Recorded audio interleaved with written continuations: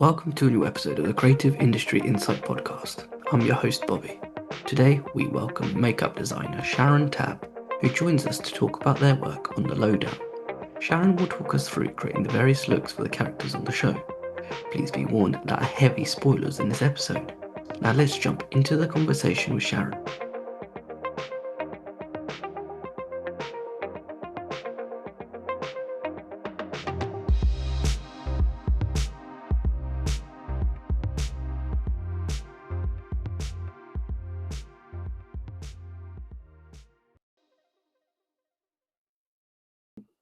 Hi, Sharon. Thank you for joining me today. Hello. Hi, Robert. Glad to be here. Thank you for having me. And we're here to talk about Lowdown, which is currently streaming now on Hulu. I managed to get some screeners on it thanks to the lovely Daria who has organised this. And yeah, it feels like I'm part of like some secret club, and I get to do homework before meeting the guest. It's it's good. I love it. I love it. That's awesome. How many episodes have you seen? Have you seen all of them? I haven't seen all of them. I think I've seen about 5, because also I'm very much I don't really like to binge as much. I know like we're now in an era where you have to, you've got everything so you can watch everything, but I feel like you can miss a lot if you binge because your brain will switch off. And Right. more power to you if you're able to do it. But I think that week to week, well, in this case, I've got screener, so it's more like day to day. But like that week to week is just makes things so much, nicer and easier to digest. It makes you want more rather than just go through it and smash it. Right. But how have you found the reaction to the show itself? Oh, I mean, the reaction has been like amazing and kind of almost overwhelming because everybody is just so pumped up. Everybody's just so excited about it. And, people that didn't work on the show, like I hear all the time that people are just like loving it so much. I feel like it's getting a lot of great reviews. If you just go Google it, it's just like amazing review after amazing review. I have not heard one negative thing about it. So it's pretty awesome. And there's been so much press on it. So I think that's good for all of us. Yes. Yeah. And I think as well, like when sometimes you might want a little bit of criticism just in case, because it's just a bit like if you're on that high, you might be like, well, was it really that perfect? I remember day 37, I did not do very well on that day or something, and it was just so hot and muggy, and you could just tell something was running on the side of their face, and it's like they managed Yeah, to. but it's a real show, so if things happen, sometimes it actually just completely works out. Yes, and one of those things is that's also like the beauty of filmmaking, where it's like something might not work out, but then something else happens, and you never know if it's just like the film gods looking down, or if it's just pure luck, or you've just managed not to like step on like any cracks on the way to work or something. Right, exactly.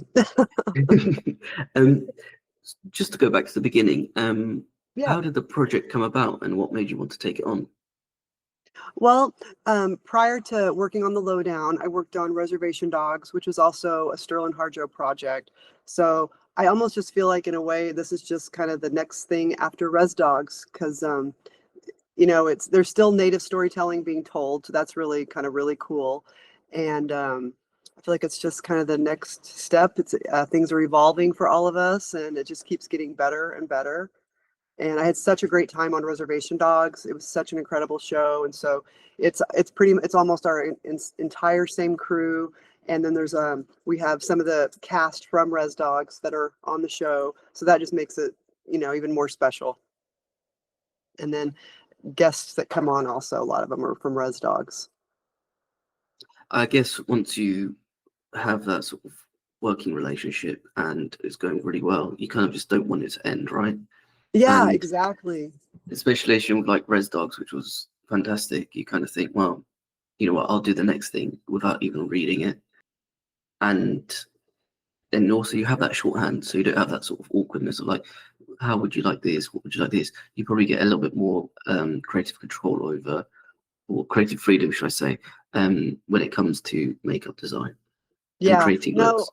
I do, and especially since I did do 3 years on Res Dogs, like I just know how everybody works, and I know what, you know, the directors and the showrunner, I know what they're looking for. Like I feel like I almost I have like a gut instinct now. Like I know it's gonna work and things like that. And so it's just kind of just yeah. So it just all works. We all get it, you know, and we're all in it together. And so that's what's so great. You know, we have such a great group of people that we work with, and everyone just it's very collaborative, very collaborative effort. And also, you must have so much fun on set because you know everybody knows, like they can have inside jokes. Everybody knows what how to push each other's buttons. But then also, probably also if it's like a bad day, there's probably somebody there that can literally just pull everybody by their bootstraps and be like, yeah, let's not a great day, but we can do it. We can get through it. Or if it's a Oh night shoot, for yeah. example. Oh, for sure, right? Attitude is everything, and when you have a bunch of good attitude, you know, I can remember you know working on the pilot with Ethan, and I mean, you talk about the crew working hard. Ethan works just as hard, if not harder. Like I don't know how he was doing what he was doing, and in between, you know, he's pretty much in every scene. And then on his days off, he was usually having to travel to New York or to LA to promote his he had a I think it was Wildcats at the time. It was his daughter's film. He was out there promoting that. And I mean, I didn't know how he was. I mean, he was just running ragged, and he'd come in. He was always just so professional. And I can remember we were on a night shoot, and I mean, he like had all this energy, and and I literally said to him like, "How are you doing this?" He says, "Well, if I don't do it, then the whole gang is going to go down. Like it starts from the top." And I just thought, oh my God, like he is so concerned about everybody else that, you know, he was probably acting like he was great. I'm sure he was like so tired, but you would have never known. I mean, he was so professional, knew all his lines, every scene, never having a break. And I even asked his wife too. I was like, how is he doing this? Like he's just so grateful to be doing what he does. And I was like, wow, that's amazing. That's a great attitude. And you know, you just learn from that. I could just imagine that he gets at the end of the day, he's like, yeah, guys, see you all tomorrow. Door closes, he just goes, Probably, okay. totally, totally. And I feel like he always has such like he always comes into the trailer and he's just in a good mood and he's so cheerful and he's just that way with everybody. Anybody that comes in, he makes sure he says hello to them. You know, if it's somebody that like that's a day player and they're just playing for one day or whatever. I mean, he makes a point to say hello to them. And I'm like, yeah, but I'm sure behind closed doors, he's probably like he's, you know, hopefully he gets some rest on his day when he's not around us. Goes, runs his bath, lights some candles, and he's like, okay. Yes, yes. Hopefully he's getting some good self-care. But I guess as Yes. well, once you have people like that as well around, that it kind of everyone's like, yeah, it probably puts everybody else. You're not really on eggshells. If cast are like that, and if somebody else is bringing the energy, then it becomes infectious. Like there's just something about it that somebody be like, I don't know why you're laughing at something so silly. It's like it's just funny, and then people kind of start laughing with you.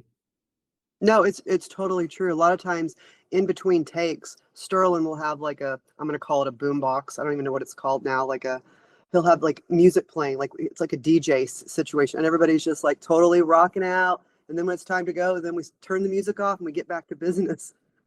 And so that's always really cool too, you know, because it just everybody's just having, you know, having a good time. That's quite it's very different to what I've like experienced in the past because sometimes it's very much like don't be in the eye line of the director or don't stand there or be careful here. But then to have hear like music being played, you think that's like I know good vibes yeah. basically. Totally. Now, if it's a serious subject, then maybe we're not rocking out prior, but for the most part, you know, it's a pretty good time. And I think everybody has respect. You know, we try to at least stay away. You know, give them their space. But yeah, there's none of this. You know, don't look at Ethan or stay out of his eye line. I mean, you obviously don't want to be in the eye line, but you're not getting those notes like don't look at him in the eye and don't talk to him. Yeah, of course. And then it kind of not breeds discontent, but it does make you feel a bit like, oof, let's move Hmm. on. I don't really want to be No, it standing is. around the It's monitor. right, right. And same with the other cast too. Everybody, I mean, we had some legends that were on this set, and they were just all so gracious and like the vibe is just so I mean, you want to go to work. Like, I'm working these really long hours, these long days, but you look forward to going in every day and seeing everybody and what the new script is or what the scenes are and the new people coming in. So it's always a blast. And I think as well with like the subject matter where it's like a mixture of like Coen brothers, a bit of David Lynch, a bit of Raymond Chandler, Mhm. and having all those mixtures, it's fun, but then also has its serious moments, and then also you have your sort of violent moments. When it comes to the makeup design, there's so many different sort of feels. So you have like somebody's normal day to day, but then you have Ethan Hawke's character who's just been beaten up to a pulp.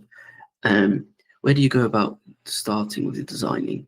Do you look at the script and break down, knowing that in the scene 25, somebody's been punched in the face? So next time we see him in 37, we need to make sure that they've got a very fresh black eye. And then in episode 2, scene 4, it might be a few days later. So then we have to worry about it slightly fading, but still being there.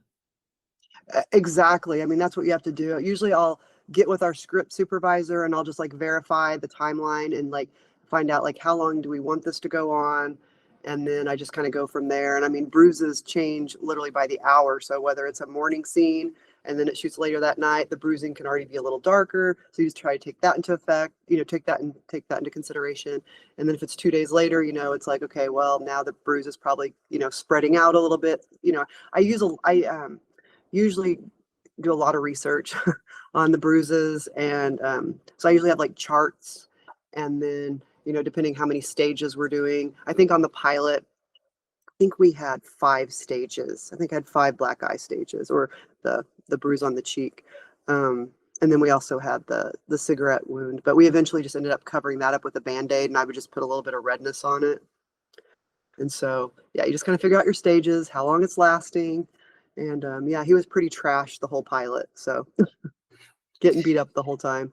And then we did have a special effects artist come in from LA that did the finale scene, the when he's in the trunk, Stephen Prouty. And then the prosthetics that I used on him during the most of the pilot, they Stephen Prouty had made those. So I had a piece on his cheek, and then I had a piece on his neck. And I don't know the nose. No, the nose was later. Never mind. So I think, yeah, that was I think the piece that I used, and everything else I just painted on for that. Yeah. And then I would like to add that after the pilot, Ethan does have a personal makeup artist. So David Atherton, who's been around for a very long time and has done multiple projects with Ethan, he came on season 2. And so then he took over at that point. And then myself and my key, if they needed help, we'd be there to help. But yeah, no, it was great working with him coming in, because he's worked with Ethan for so long, and the bruising is a full-time job. The wounds and then putting all the tattoos on, it's definitely a full-time job. I think as well, like it must be cool to get put bruising on people, because I'd be like, oh, I can look quite tough. Then also you can kind of get a feel of like how bruises look on you, without actually going through the pain of getting hit in the face or punched in the arm or whatever. Exactly. Exactly. But just to sort of go on, when somebody like David Atherton comes on to be someone's personal makeup artist, how does that work within your group? Do you guys sit down and have meetings to discuss various looks and sort of collaborate as much as possible, or are they sort of left to their own devices? How does it work in your world? Well, this was kind of a different situation because we kind of already had it's the whole season is basically a kind of a short period of time. So basically the looks that we established in the pilot were had to carry over. And so I mean, at the minute that I found out about David coming on, David and I were on the phone talking. We got to know each other very well, and we talked everything out.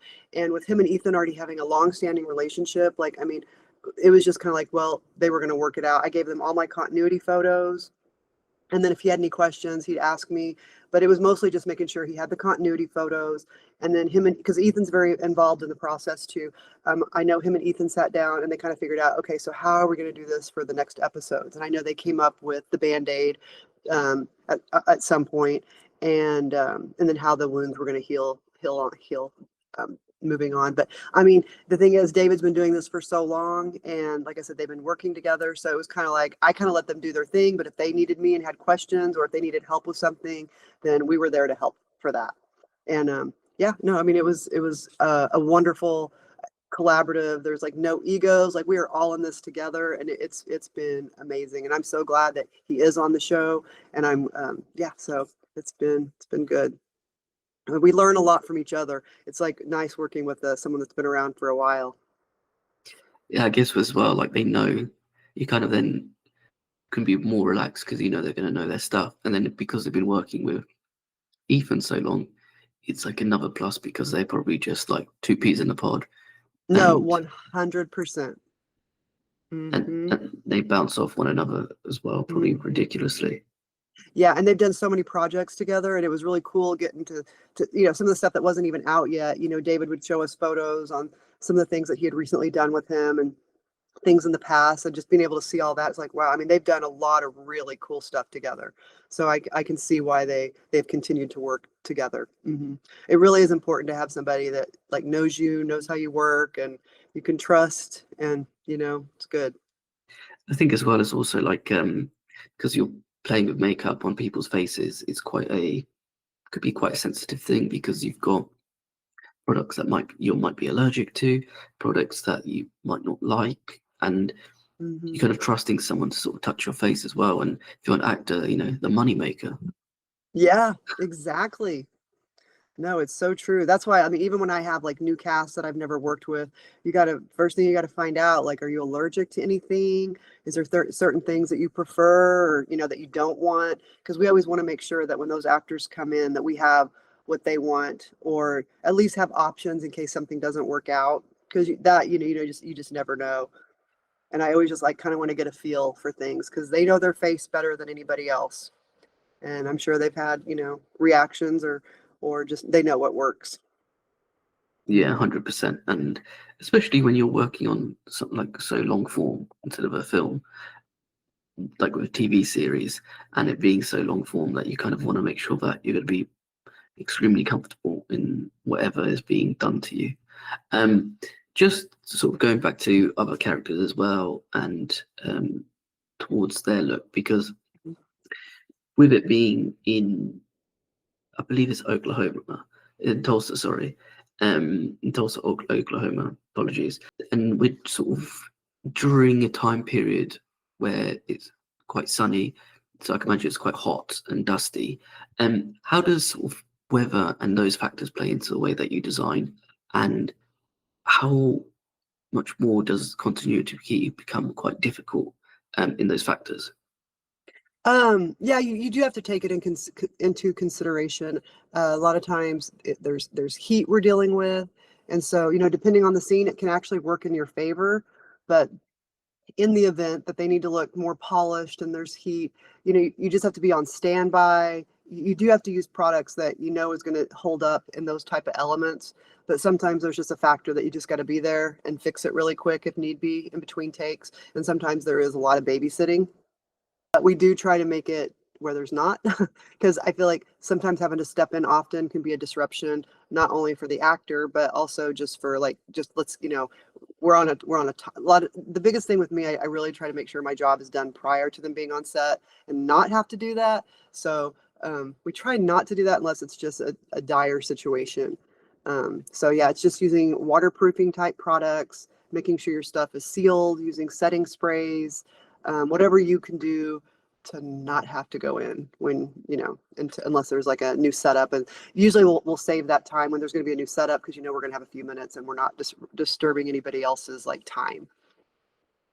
And again, it's interesting to hear the way that you guys work, because it's, as you said, it's like you're keeping an eye on people, but you want to be too disruptive in people's workflow. But then also, as you said, like if you're too disruptive and you delay the day, yeah, people aren't going to be happy. And I guess time costs money as well on film sets.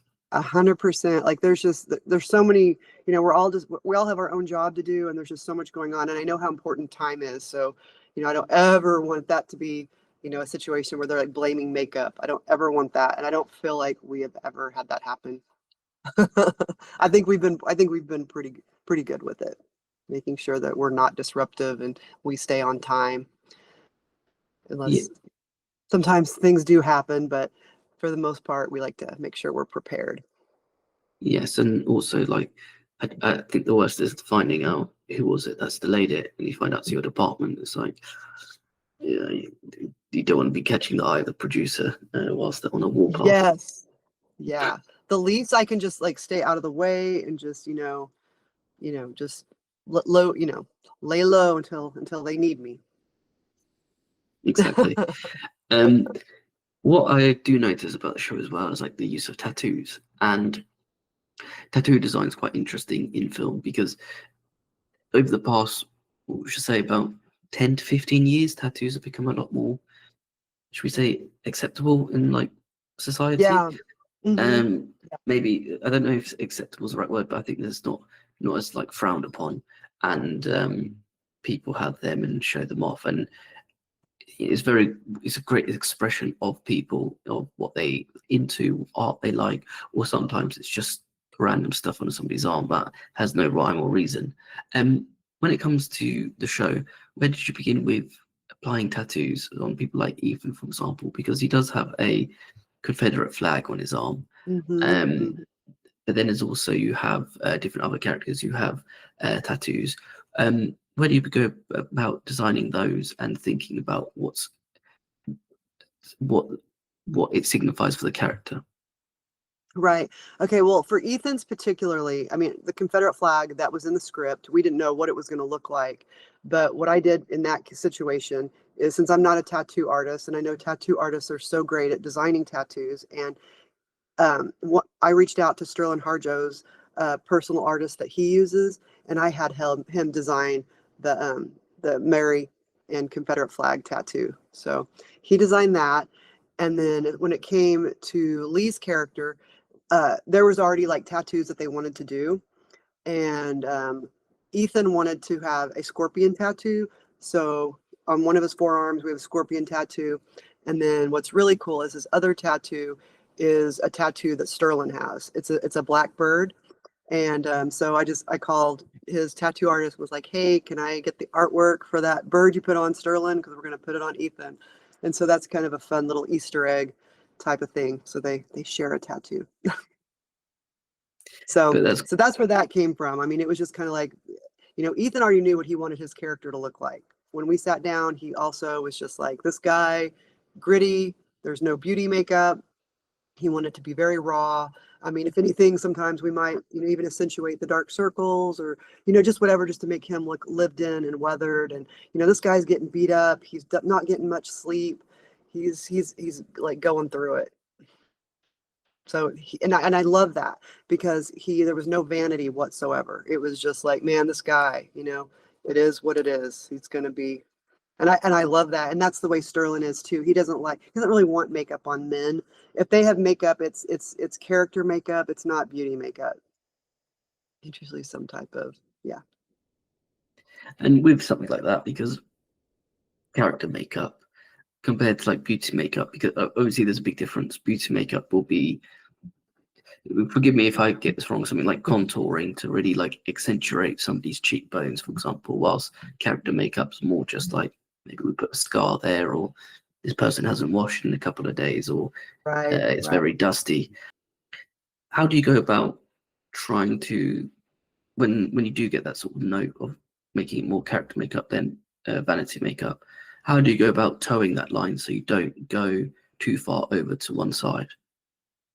Well, I mean, I think the characters are already very descriptive, and I always consult with the director and the showrunner just to make sure we're on the same page, because this is, their story, and obviously I can contribute what I think would add to it, and I do, but a lot of times, they know how they already want most of these characters to look, and then I'll do my interpretation of it, and I always get approvals, because especially when it's establishing a look, we want to make sure that they are, what they are supposed to be. So I always said, I'll text over, like if we get somebody in that's their first time there, and if I don't get to do a test, a lot of times we'll do test looks prior, but if I don't get to do a test look, then before I send them out, I'll send a message just to make sure, hey, are we good with this?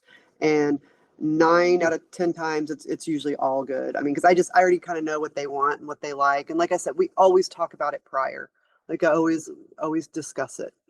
And so we're all going in on like what we know. And after like working with him on Res Dogs, and I kind of just have a good sense of like what we're going for.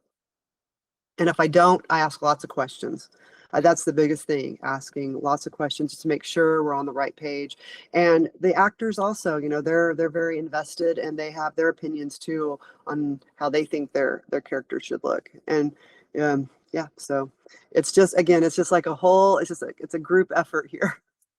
We're all chiming in on what we think. And it's great too, because I think everybody, nobody's like, oh, it's got to be this way. It's just like, hey, we're looking at like this, but they're always open to like, hey, well, what if we add this? Like there was a character on, I don't know if you saw the episode of with, oh, I'm trying to think which episode it was. It was either 2 or 3. The one with John Doe where he's in it. And there was a character that has a scar on his face, and the character's name is Hook. So while he was in my chair, I thought, oh my God, it'd be funny. What if we gave you a scar, but we put just a little hook in it? That could be maybe how you got your name. And I didn't know if Sterling was going to go for it. And so we did it. I sent him a photo, and he says, yeah, sure, do it. And I was like, sweet. but even that is like, because we're so used to as audiences thinking that actors create the characters, but it's actually all the other department heads that are helping them to create it. So even like a little bit of the Hook, and we call him Hook because of the shape of his scar. Yeah, it's actually a really good way of thinking about it. Yeah. So it's good. It's like it takes several brains, to make to make the movie magic happen. Yeah, 100%. And it's also like I think it's like how different each department's creativity is as well, because for like example, production design and set decorating, they'll create somebody's house, and it's like, well, this drawer has knives and forks, and then this drawer has their bills, and then this is like the miscellaneous drawer, and you're like, yeah, I wonder what I would have in a miscellaneous drawer compared to what I would actually have in my real house.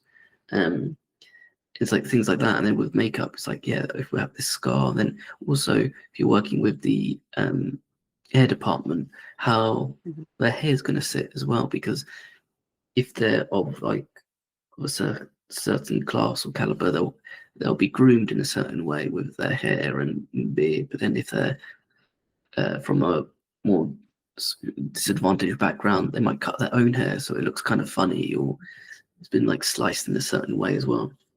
Yeah, exactly. So yeah, it's definitely a lot of prep work, making sure we tell that story. Yes, and even like giving the audience of like what this person's like in like the first few seconds of when they're being introduced as well. Right. And then I think it's really neat, like seeing how these characters develop, and that will sometimes change the way that I like design their makeup looks. Cause as things move along, you're kind of like, oh, wait, I think this character needs this. And, if it makes sense and it's not going to be, change anything too much. So it's always fun seeing how it can evolve. And I love that, and getting to know the actor more, and, what they're comfortable with. And yeah, it's just nice. And I can see it as I'm watching these episodes. I'm like, they're just getting better and better. They really are. Like I just watched the latest episode, and I'm just like, wow, okay. I know that I have already read the script and I was there when they were filming, but like truly, like I'm watching it and I'm still into it. Like just if I wasn't a part of it, I feel like I'm like really like, wow. Like I wasn't even looking at the makeup today. I was literally just watching the show, and I'm like, I guess I should go back and maybe like actually look at my work, but I was literally just watching the performances. It really was. Was it? But then that's like a sign of a good show, and also like your work, because I think with like something like your work like that, where you're sort of seeing how people are moving along and developing, is interesting as well. But what there's something you mentioned as well is like how the characters looks develop over the show, and I know there is the time difference in the show. It's not necessarily months. Then how do you figure that out, and how do you experiment with that, and get approval, so that not necessarily things are drastically different, but just small changes and changes that Right. people might not notice, but then they could reveal quite a little bit more about their sort of character? Well, I can every time there's a new episode, I have the, if mostly with the girls. I don't know if I can necessarily do it with well, I guess I can a little bit with the guys, but the girls, I can always change them. If it's a different day and a new outfit, that is our moment to be like, okay, what do we want to do different? How we, what is it we're going to do? And I mean, one of my favorite things that I did was the bookstore worker, Deidre. So what I did with her is on the pilot I wasn't able to work with her because I was with Ethan, and the notes basically was she's just kind of a rocker, emo, edgy chick, and so our notes were just put some black liner on her. So we had some like storyboard stuff, but it was just pretty basic. But I didn't feel great about it, but I was like, well, I mean, it works, but I feel like it could be more, especially after seeing her costume and seeing her hair, because her hair is just so intricate, and she's got these cool like earrings. And so starting episode 2, I talked to the actress, and I was able to really sit down and talk with her, and I'm like, I think we need to do something different. Like every time there is a new episode with you, let's do something kind of edgy and fun and that's totally different in your eyeliner situation, but yet keep everything else the same. Keep her like, fresh faced. She just works at the bookstore, but she's also an artist. So I feel like it's believable. So I tried to do this whole like euphoria thing to where she has a very detailed, different eyeliner. We did things with dots. We did things with little flames, and I would get inspiration after we saw the jewelry and the clothing. And then Sienna and I, the girl that plays Deidre, we were texting every week. We were texting like inspiration photos. Like she would send me all this stuff. I would send her stuff because we were getting all kinds of cool gothy ideas. And so then when we would get the outfits, we're like, oh, okay, let's take a little bit of this. Let's take a little bit of that. Let's put a dot here. Let's put a dot. I mean, we had so much fun with it. So I think just like with that, like with her character, it just like made sense. And so to me, that was fun. And then same thing with Betty Jo, Jean Triplehorn. We were able to kind of do the same thing. Now we did have a look for her that we wanted, but I do feel like we kind of, we got it really perfected as we were moving along. And as there were, again, same thing, new scenes, new episodes, new clothing. We can adjust eyeshadows and change lip colors and, all that good stuff. So I feel like the women's makes a little more sense because you can't really get too crazy with facial hair with men if it's a certain time frame. So or someone might need some dark circles if they're tired for that episode. So that when I say changes, I just mean stuff like that we're able to yeah, this sort of wear and tear of like what somebody's been through. I think it's probably the best way to say it. Yeah, but I feel like with the females, we got to have just a little more fun with it. And then that one, we could just kind of like perfect it and do some cool stuff. Yeah. Nice. So, again, nice little tidbits and details that go into the show regarding all of that. There was something else. I know what I was going to ask. So it's just going back as well, because you mentioned about filming the pilot and then coming back for the series itself. I'm not sure what the sort of time frame was on something like that, but when there is a bit of a gap between shooting and then coming back, how do you go about refreshing yourself about what you did previously? And is there things that you learned from the pilot that you like to bring on to the rest of the series? you mean like when we shot the pilot and then we waited a year to shoot? Is that what you mean? Yes. Yeah, I mean, it was just going over continuity. I mean, we have to, we track everything. We take lots of continuity photos and make notes of makeup and stuff like that. So, but I feel like it gave us our opportunity to really think on it and perfect the looks that we were doing, but also keeping it, we still need to match the pilot, but if we need to make some subtle changes, whether it's just a foundation or maybe a slight lip shade, or changing the eyeliner.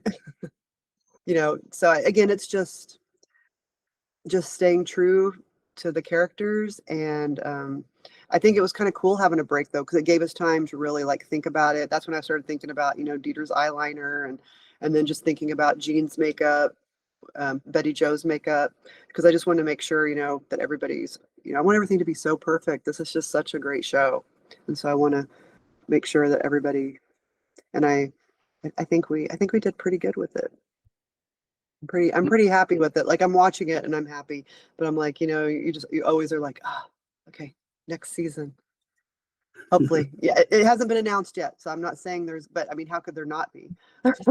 Yeah, 100%. And for all those, I know this is audio only, but when Sharon did say that, she had her fingers crossed. So please note that as well. Yeah, So yeah, just in case anyone like gets in yeah. I'm trouble. not saying, yeah, no, because I do not know. But I mean, for me personally, as a viewer, how could there not be? Yeah, 100%. And I reckon there will be. Give it a few Yeah, weeks, they'll come out, yeah. and then we'll be talking again in a year's time. Um, Yes, exactly. Something I really want to talk about is the collaboration between yourselves and the hair department. And I'm sure there's probably also collaboration with people who make prosthetic teeth as well, and prosthetic team as well. How do you guys go about all working and putting in the same direction? Because in the UK, usually the hair and makeup team is only one designer. But when I talk to people over in the States, there's a hair designer and a makeup designer. It's not always the case here in the UK, but a lot of the time it is. And so when I see it's different in the US, I do find it a bit odd because like how do they work? Because obviously it's Right. everybody wants their moment to shine, but then also you want the look to be 100% complete.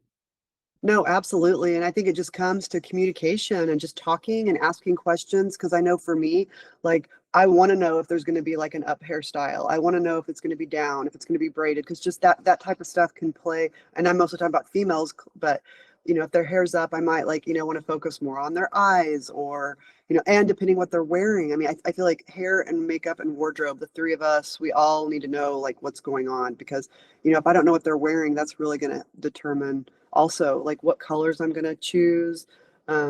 Yeah, so there's like a lot of just a lot of talking and communicating and see where we're going with that. So I think it's just making sure you're just you know like again like with Deidre's hair with the braids. I feel like once I saw those braids, I was like, oh, we got to do more. There cannot just be just plain black eyeliner. We gotta bump it up. It's gotta, and again, like you said, like everybody's wanting to shine, but it's also got to be a balance.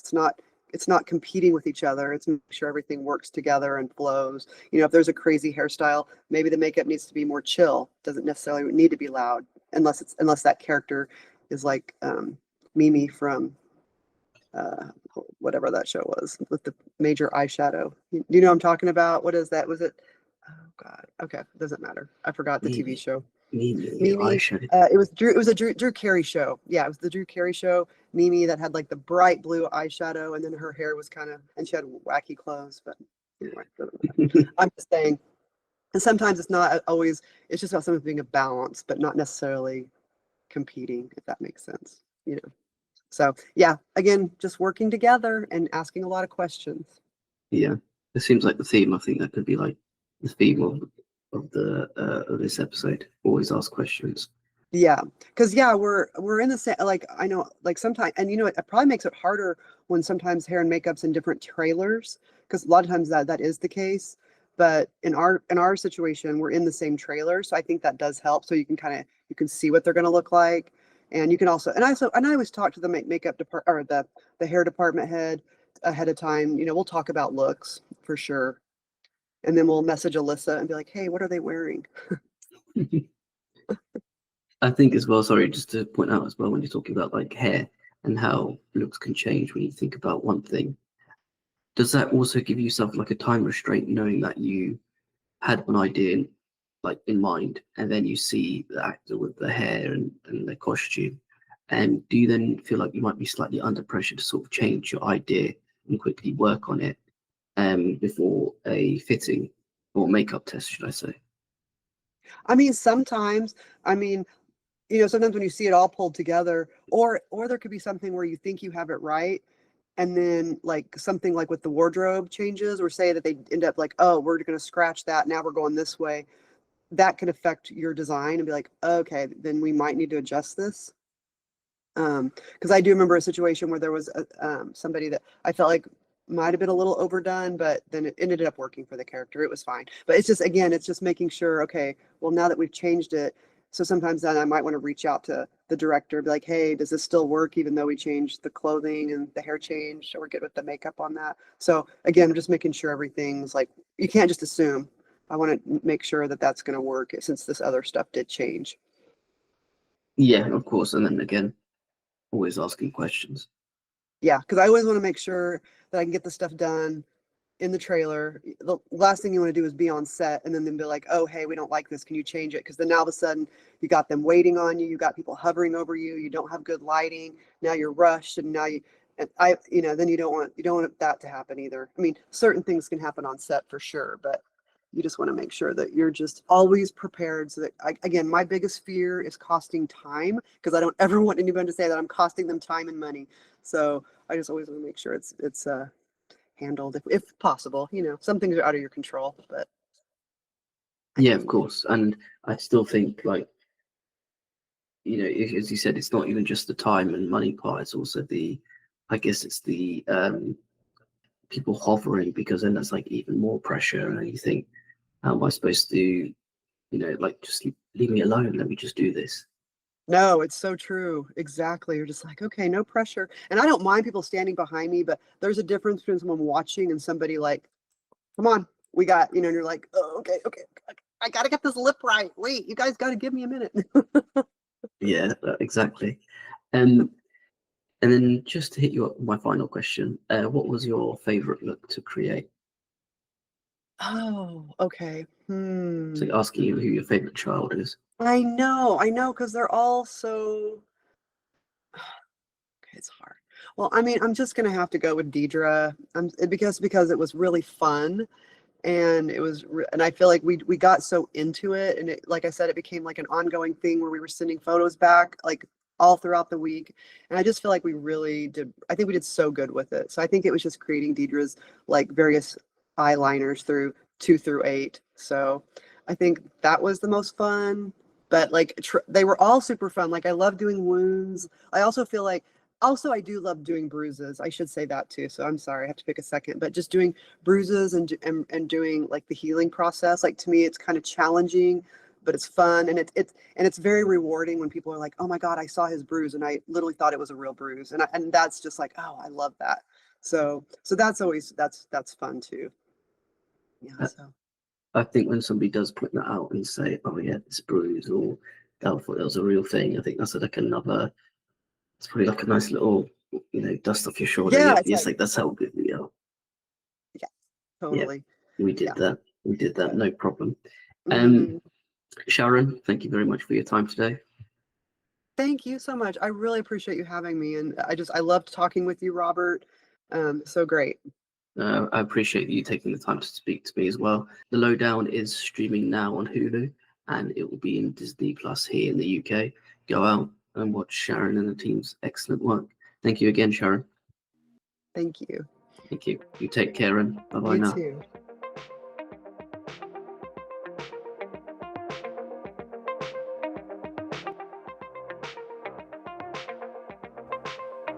Thank you for listening. Please subscribe, rate, and review this podcast.